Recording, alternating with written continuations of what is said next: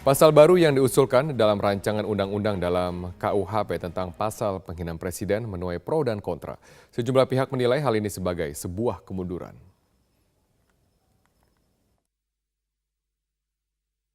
Presiden Joko Widodo menegaskan pasal tentang penghinaan presiden ini sudah diusulkan sejak masa pemerintahan Susilo Bambang Yudhoyono. Presiden Joko Widodo juga menjelaskan pasal ini justru untuk melindungi pihak-pihak yang ingin mengkritisi dan memberikan koreksi pada pemerintah. Terserah kalau kita lihat di negara yang lain sebagai simbol of state itu ada semuanya. Tapi kalau di sini memang pengennya tidak ya terserah nanti diwakil-wakil rakyat itu sekali lagi ini kan rancangan, dan itu juga pemerintah yang lalu juga mengusulkan itu ini kan lanjutkan dimasukkan lagi. Justru dengan pasal-pasal yang lebih jelas seperti itu, kalau kamu mengkritisi, ya kalau kamu memberikan koreksi terhadap pemerintah malah jelas. Tapi kalau nggak ada pasal itu bisa kamu dibawa ke pasal-pasal karet.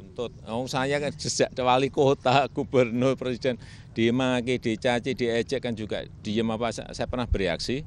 Saya tanya ke kamu, pernah? Pernah? Yang obor rakyat itu, Pak. Pernah?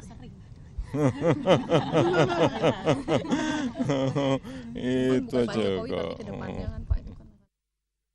Pada tahun 2006, MK sudah menghapus pasal tentang penghinaan presiden dari KUHP. Namun kini usulan pasal baru muncul dan sudah masuk dalam program legislasi nasional 2015. Politisi Partai Demokrat dan mantan anggota DPR RI Didi Irawadi menilai wacana pasal pelecehan presiden sudah ada sejak lama.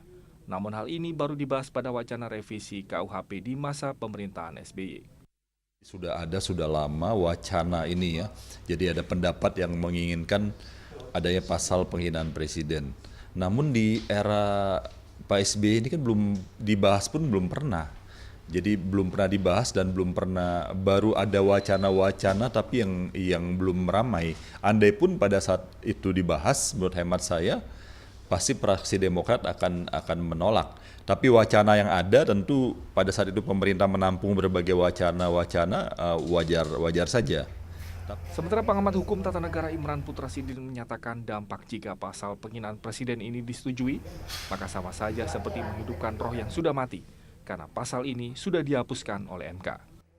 Oh, ini berbahaya. Ini sama dengan menghidupkan mayat yang sudah dijadikan mayat, pasal mayat yang sudah dijadikan mayat yang sudah dicabut rohnya oleh Mahkamah Konstitusi, dan itu presiden bisa dituduh mencoba melakukan pelanggaran konstitusi. Jadi DPR bisa saja tidak berubah menjadi membahas dan menyetujui rancangan itu, tapi bisa jadi melakukan interpelasi, angket atau menyatakan pendapat kenapa presiden mencoba menghidupkan pasal yang sudah menjadi mayat yang sudah dinyatakan inkonstitusional seperti itu. Menurut Irman, pada dasarnya tiap warga negara berhak membela diri atas penghinaan yang ia terima dari warga negara yang lain. Presiden sebenarnya bisa menggunakan pasal yang lain jika martabatnya merasa dihina oleh pihak lain. Tim Liputan, Metro TV.